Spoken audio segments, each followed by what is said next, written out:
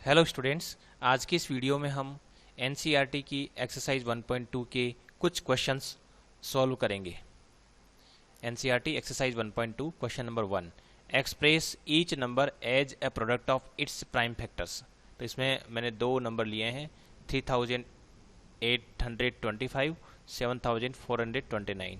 तो इसके जब हम प्राइम फैक्टर करते हैं, जैसे 3825 के प्राइम फैक्टर करने हैं, तो इसमें हम सबसे पहले जो स्मॉलेस्ट प्राइम नंबर है 2 वहाँ से ट्राई करेंगे, लेकिन 2 से ये डिवाइड नहीं हो रहा है, तो उसका जो नेक्स्ट प्राइम नंबर है 3 लेंगे। 3 से इसको डिवाइड करते हैं तो ये आ रहा है 1275। फिर इसको फिर अगेन ये 3 से डिवाइड हो रहा है, और 3 से डिवीजन का जो रूल पहले बताया था आपको कि किसी भी नंबर के सभी डिजिट्स का सम यदि 3 से डिविजिबल है तो वो नंबर 3 से डिवाइड हो जाता है।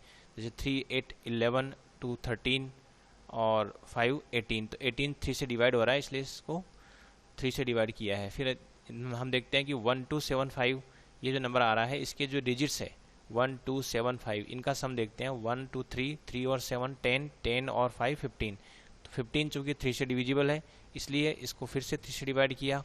फिर हम देखते हैं 4, 2, 6 और 5, 11। तो इनके जो 4 to 5 है, इसके सभी डिजिट्स का सम जो है वो 11 हो रहा है, जो कि 3 से डिवाइड नहीं हो रहा है। तो अब ये नंबर 3 से डिवाइड नहीं हो रहा है, तो हम नेक्स्ट प्राइम नंबर 5 ट्राई करेंगे।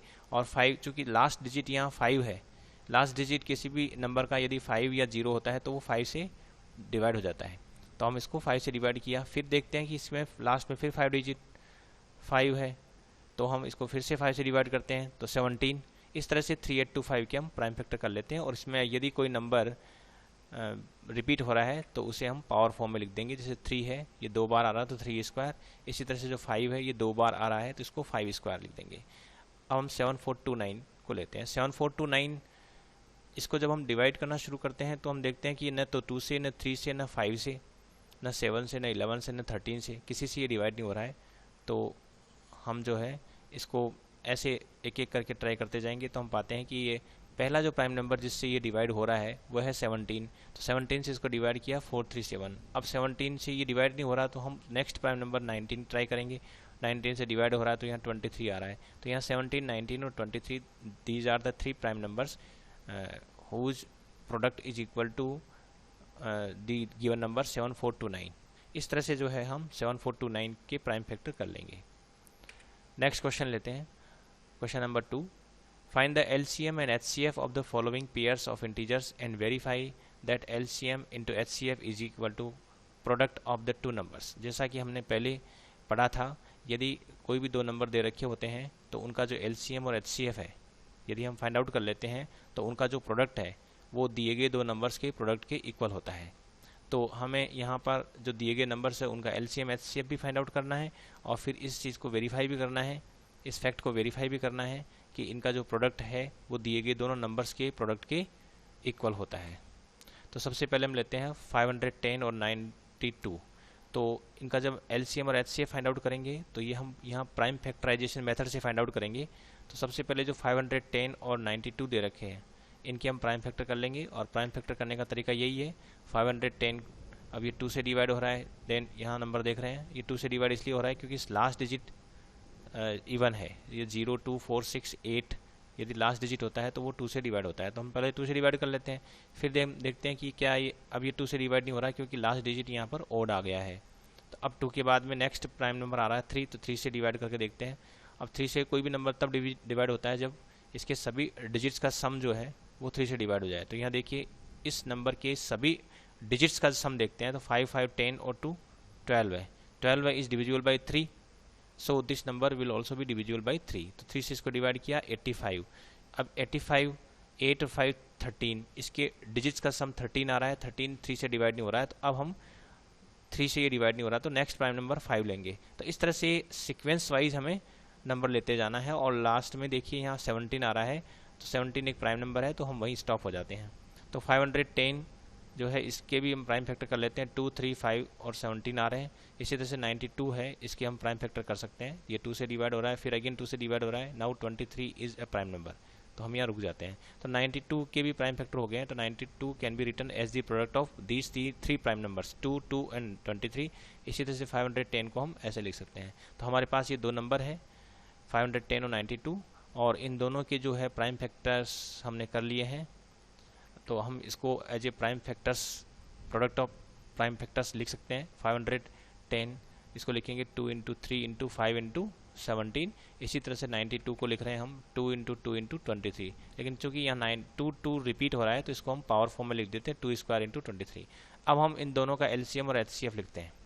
तो एलसीएम एचसीएफ जब लिखते हैं हम इन दोनों नंबर्स का एचसीएफ, हम ये जो प्राइम फैक्टराइजेशन हो चुका है इसके बेसिस पर लिख सकते हैं। तो एचसीएफ होता है कि इनमें दोनों में जो कॉमन प्राइम नंबर होते हैं उनकी लोएस्ट पावर को लिखना है। तो यहाँ देखिए इसमें जो 2 है ये और 2 इधर दोनों में कॉमन आ रहा है, तो इसको लिख देते हैं। इसकी जो लोएस्ट पावर है, लोएस्ट पावर यहाँ पर 1 है तो 1 को लिखेंगे। तो common factors with lowest power लिखेंगे और उनका प्रोडक्ट करना है। लेकिन यहाँ तो केवल एक ही कॉमन प्राइम फैक्टर है, वो है 2, तो एचसीएफ इसका हो गया 2, क्योंकि न 3 कॉमन है, 3 दोनों में कॉमन नहीं है, 5 भी नहीं है, 17 भी नहीं है, तो एचसीएफ तो 2 हो गया। एलसीएम जब फाइंड आउट करते हैं तो उसमें सारे के सारे जो प्राइम फैक्टर्स हैं उनको लेते हैं और उनकी हाईएस्ट पावर लेनी होती है। तो यहाँ एलसीएम लिखेंगे तो एलसीएम में 2, 3, 5, 17 और 23 सभी जो प्राइम नंबर्स हैं उनको लेना होगा और उनकी जो हाईएस्ट पावर भी लेनी होगी। तो बाकी सब तो इनकी पावर 111 है, लेकिन 2 की पावर 2 है, तो जो हाईएस्ट है तो 2 स्क्वायर लिया है, बाकी सब सिंगल सिंगल है पावर वाले हैं। तो इन सब को जब हम प्रोडक्ट करेंगे तो हमारे पास आ रहा है 23460, तो ये एलसीएम हो गया। इसी तरह से ये एचसीएफ है। अब हम एलसीएम और एचसीएफ का प्रोडक्ट करेंगे और एलसीएम और एचसीएफ का प्रोडक्ट आ रहा है 46920। और यदि हम दिए गए दोनों नंबर्स 510 और 92 है, इनका प्रोडक्ट करते हैं तो भी नंबर आ रहा है 46920। तो यहाँ से वेरीफाई हो रहा है कि एलसीएम और एचसीएफ जो दो नंबर्स थे उनका एलसीएम और एचसीएफ इनका जो प्रोडक्ट है वो दोनों दिए गए नंबर्स के प्रोडक्ट के इक्वल है। तो यहाँ से वेरीफाई हो रहा है। अब इसमें दूसरा जो क्वेश्चन था इसी का सेकंड पार्ट 336 और 54 है, इसके लिए हमें यह करना है। तो 336 के हम पहले की भांति ऐसे प्राइम फैक्टराइजेशन कर लेंगे 2 2 2 2 3 7, और इसी तरह से 54 के भी हम अपने प्राइम फैक्टर कर लिए हैं। अब हमारे पास इनके जो प्राइम फैक्टर, इनका प्राइम फैक्टराइजेशन कर लिया है तो हम as a product of primes number को लिख सकते हैं। जैसे 336 है, इसको हम ऐसे लिख रहे हैं 2 2 2 2 और 3 इन और 7 इनके प्रोडक्ट के रूप में लिखा है। यहाँ जो 2 रिपीट हो रहा है तो उसको पावर फॉर्म में लिख देंगे 2 रेज़ टू द पावर 4। 2 यहाँ 4 टाइम्स है इसलिए 2 raise to the power 4 into 3 into 7। इसी तरह से जो 54 है इसको भी हम as a product of primes लिखेंगे तो 2 इंटू 3 इंटू 3 इंटू 3 लिख रहे हैं। यहाँ 3 जो है 3 टाइम्स आ रहा है तो हम इसको पावर फॉर्म में लिख देंगे 2 into 3 raise to the power 3। अब इन दोनों के बेसिस पर हम एचसीएफ और एलसीएम लिख सकते हैं। अब एचसीएफ जो होता है वो इनमें जो कॉमन फैक्टर्स है उनको लेंगे और एलसीएम में हम सभी फैक्टर्स काउंट करेंगे। तो देखिए एलसीएम ले रहे हैं पहले, तो एलसीएम में हम यहाँ जो भी 2 3 7, यहाँ भी 2 3 जितने भी प्राइम नंबर्स आ रहे हैं उन सबको लिया है। और यहाँ देखिए 2 की जो पावर यहाँ 1 है, यहाँ 2 की पावर 4 है, तो इनमें से जो हाईएस्ट पावर है 4 हो गई, तो 2 रेज़ टू द पावर 4। 3 की पावर 3 है, यहाँ 3 की पावर 1 है, तो हाईएस्ट पावर 3 होगी, तो हम लिखेंगे 3 की पावर 3, और यहाँ 7 भी है। तो all prime factors with their highest power, और फिर उनका मल्टीप्लिकेशन कर देंगे। इस तरह से हम एलसीएम निकालेंगे। तो 2 रेज़ टू द पावर 4 इसकी value 16, 3 raise to the power 3 ये हो गया 27, और ये 7, इन सबको मल्टीप्लाई करने से आ रहा है 3024। तो ये एलसीएम हो गया दिए गए दो नंबर्स का। इसी तरह से एचसीएफ निकालते हैं। तो इन दोनों जो यहाँ जो प्राइम फैक्टराइजेशन हुआ है, यहाँ जो हमारे पास ये जो प्राइम फैक्टराइजेशन हुआ है, यहाँ पर हमारे पास एक तो ये स्थिति है यहाँ है, और दूसरा हमारे पास ये रहा, ये जो प्राइम फैक्टर हो रहा है इसमें कॉमन देखिए एक तो हमारे पास यहाँ 2 आ रहा है कॉमन, ये 2 कॉमन है, यहाँ पर भी ये 2 कॉमन है, ये दोनों कॉमन है, तो इसको हमने लिख दिया यहाँ पर 2। और सिमिलरली दूसरा जो कॉमन है वो हमारे पास यहाँ आ रहा है 3, और यहाँ पर भी इसमें भी देखिए 3 है, इन दोनों को हमने ले लिया है। तो जो भी कॉमन प्राइम नंबर्स हैं उनको ले लेते हैं। इनमें देखिए इसकी जो पावर है यहाँ 4 है, यहाँ इसकी पावर 1 है, तो लोएस्ट पावर ले रहे हैं 1, यहाँ 1 पावर है ये। सिमिलरली जो 3 की पावर यहाँ 1 है और 3 की पावर 3 है, तो यहाँ भी लोएस्ट पावर ले रहे हैं अपन 1। तो इनका मल्टीप्लाई किया, 2 और 3 को मल्टीप्लाई किया तो आ रहा है 6। तो एचसीएफ हो गया 6, और एलसीएम जो है वो है 3024। अब हम एलसीएम और एचसीएफ को मल्टीप्लाई करते हैं, कितना आता है 3024 इंटू 6 करते हैं, तो ये आ रहा है 18144। ये एलसीएम और एचसीएफ का मल्टीप्लिकेशन है। अब जो दिए गए दो नंबर्स थे 336 और 54, इनको हम आपस में मल्टीप्लाई करते हैं, हम पाते हैं कि इसकी वैल्यू भी वही आ रही है 18144। तो यहाँ से वेरीफाई हो जाता है कि एलसीएम और एचसीएफ का जो प्रोडक्ट है वो दिए गए दोनों नंबर्स के प्रोडक्ट के इक्वल होता है। लेकिन ये रिजल्ट केवल दो नंबर्स के लिए ही ट्रू होता है। यदि दो नंबर्स का एलसीएम और एचसीएफ दे रखा है तो एलसीएम और एचसीएफ का प्रोडक्ट दिए गए दोनों नंबर्स के प्रोडक्ट के इक्वल होता है। अब देखिए नेक्स्ट क्वेश्चन लेते हैं। ये दे रखा है कि दो दिए गए नंबर है 306 और 657, इन दोनों का एलसीएम एचसीएफ जो है वो 9 है। अब इनका एलसीएम हमें फाइंड आउट करना है, इन्हीं दो नंबर्स का एलसीएम फाइंड आउट करना है। तो यहाँ चूँकि हमें एचसीएफ दे रखा है तो हम ये प्रॉपर्टी काम में लेंगे कि दो नंबर्स का जो एलसीएम और एचसीएफ है इनका प्रोडक्ट दिए गए नंबर्स के प्रोडक्ट के इक्वल होता है। तो इस रिजल्ट के बेसिस पर हम लिख सकते हैं कि एलसीएम और एचसीएफ का जो प्रोडक्ट है वो 306 इंटू 657 है। अब यहाँ से चूँकि हमें एलसीएम फाइंड आउट करना है तो इसलिए एचसीएफ को हम राइट साइड में ले लेते हैं। तो एलसीएम इज इक्वल टू हो गया 306 इंटू 657 डिवाइड बाई एचसीएफ। फिर हम एचसीएफ की वैल्यू रख देते हैं, एचसीएफ की वैल्यू दे रखी है 9, ये 9 हम यहाँ पुट कर देते हैं। इसके बाद जो है हम यहाँ पर देखते हैं कि ये जो नंबर है 306 ये 9 से डिवाइड हो रहा है। ये कैसे पता लगा? इसमें देखिए इसके जो तीनों डिजिट्स इनका सम करते हैं 3 + 0 3 और 3 + 6 9। तो यदि किसी भी नंबर के डिजिट्स का सम 9 होता है तो वो 9 या 9 का मल्टीपल होता है, यानी कि डिजिट्स का सम यदि 9 से डिविजिबल होता है तो वो नंबर 9 से पूरी तरह से डिवाइड होता है। तो ये जो नंबर है 306 ये 9 से डिवाइड हो रहा है। और इसको भी देखिए तो ये भी नंबर डिवाइड हो रहा है 657। यदि हम इसको भी डिवाइड करते हैं तो देखिए 5 7 हो गया, 12 है, 12 और 6 18, 18 9 से डिवाइड हो रहा है तो ये भी नंबर 9 से डिवाइड हो रहा है। तो 9 से ये भी हो रहा है और ये भी हो रहा है, होना भी पड़ेगा क्योंकि ये जो दिए गए दो नंबर्स है, ये जो 9 है ये इन दोनों नंबर्स का एचसीएफ है। और 9 वो बड़े से बड़ा नंबर होता है जो दिए गए दोनों नंबर्स को पूरी तरह से डिवाइड करता है। तो ये 9 इस 306 को भी डिवाइड करेगा, 657 को भी डिवाइड करेगा, ये हमेशा होगा। तो हम यहाँ पर जो है 9 से इसको कैंसिल आउट कर लेते हैं और देखिए 9 3 जा 27 और फिर बच रहा है 3 और यहाँ हो गया 36, तो 9 4 जा 36। तो हमारे पास रिजल्ट आता है 34 इंटू 657। तो 34 और 657 को मल्टीप्लाई करते हैं तो आता है 22338। इस तरह से जो है हम यदि एचसीएफ दे रखा है तो एलसीएम फाइंड आउट कर सकते हैं, यदि एलसीएम दे रखा है तो एचसीएफ भी फाइंड आउट कर सकते हैं इस रिजल्ट को काम में लेके। अब नेक्स्ट क्वेश्चन लेते हैं question number 7। There is a circular path around a sports field. एक स्पोर्ट्स फील्ड है, उसके चारों तरफ एक सर्कुलर पाथ है। Sonia takes 18 minutes to drive 1 round of the field.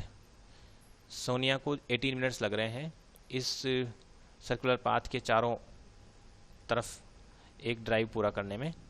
While Ravi takes 12 minutes for the same, और रवि को 12 मिनट लग रहे हैं एक राउंड पूरा करने में। Suppose they both start at the same point and at the same time. एक साथ एक ही जगह से वो ड्राइव शुरू करते हैं, चलना शुरू करते हैं, and go in the same direction, और एक ही डायरेक्शन में चल रहे हैं। After how many minutes will they meet again at the starting point. कितने समय बाद वो फिर से स्टार्टिंग पॉइंट पर मिलेंगे।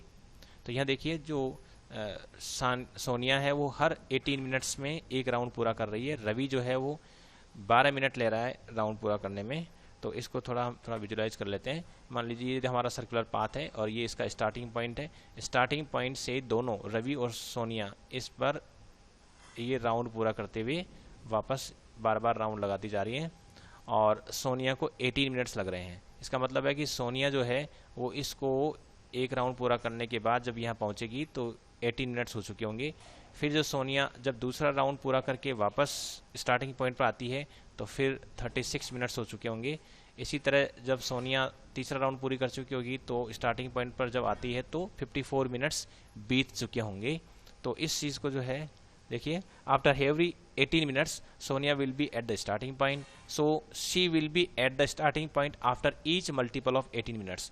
18 मिनट्स 18 का जो मल्टीपल होगा, 18 का मल्टीपल जब भी होगा उस समय सोनिया हमेशा स्टार्टिंग पॉइंट पर होगी।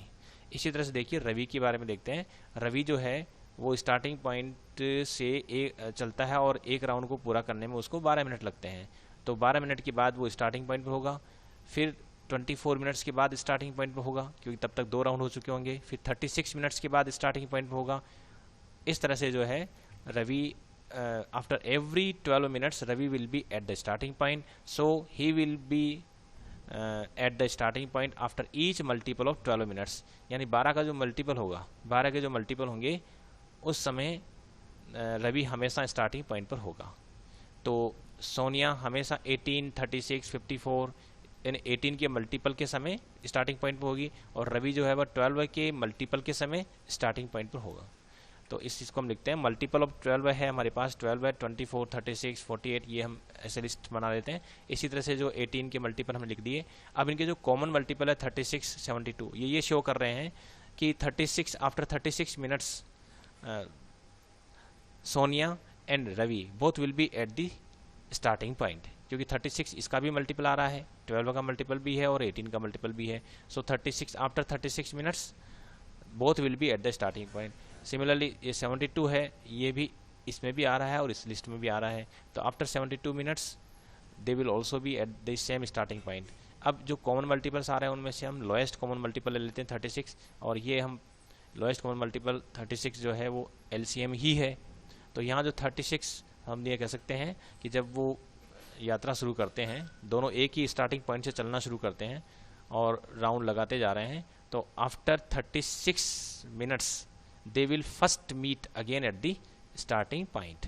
तो they will meet again at the starting point after 36 minutes। ये भी सही है कि वो 72 मिनट्स के बाद फिर मिलेंगे, लेकिन पहली बार वो after 36 minutes they will meet at the starting point।